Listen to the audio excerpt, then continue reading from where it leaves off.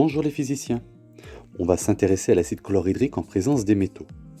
Tout d'abord, on va s'intéresser à l'acide chlorhydrique et on a vu que l'acide chlorhydrique contient des ions hydrogène et des ions chlorure. Alors, les ions hydrogène sont faciles à voir, on fait un test de pH. Le pH est très acide, donc comme l'acide chlorhydrique est acide, il contient des ions hydrogène responsables de l'acidité. Pour les ions chlorure, attention, c'est L-, le L de chlore, chlorure, l'atome de chlore en gagnant un électron forme l'ion chlorure Cl-. Les ions chlorure sont visibles grâce au nitrate d'argent, qui en présence d'ions chlorure forme un précipité blanc qui noircit à la lumière. On s'est intéressé à mettre cet acide chlorhydrique en présence de métaux, d'abord du cuivre, et il n'y avait pas de réaction.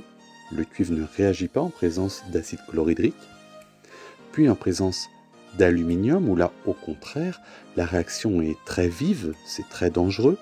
On peut avoir de l'acide fumant qui va sortir, c'est très très dangereux, elle s'auto-entretient, donc au début elle met du temps à réagir, mais après, il faut faire attention. Enfin, le professeur a mis l'acide chlorhydrique en présence de zinc, et là on a vu quelque chose de relativement réactif, et cela formait d'abord un gaz, et ce qui nous a permis de dire que c'était une transformation chimique. Le gaz apparaît. On a pu tester ce gaz et voir que c'était du dihydrogène grâce au test à la flamme. Le dihydrogène a fait une petite détonation. Hop. Ensuite, vous avez fait la réaction entre l'acide chlorhydrique et le fer. On voyait aussi la présence du gaz, toujours le même, dihydrogène, montré par le test à la flamme avec la petite détonation. Puis, vous avez mis le mélange réactionnel dans 2 tubes à essai. Avec là, on a ajouté du nitrate d'argent, qui formait un précipité blanc caractéristique des ions chlorure. Et dans l'autre, on a ajouté de la soude.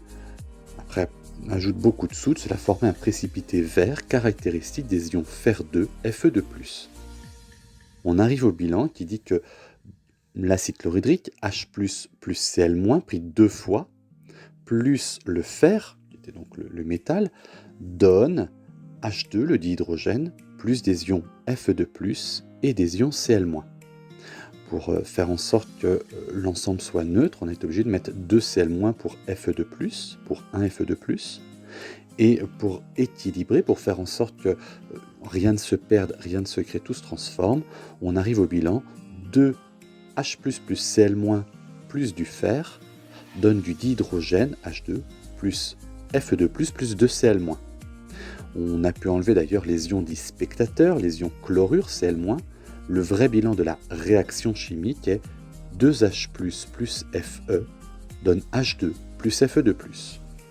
On se rappelle que H+, et Fe sont des réactifs puisqu'ils réagissent ensemble et donc disparaissent lors de la transformation chimique.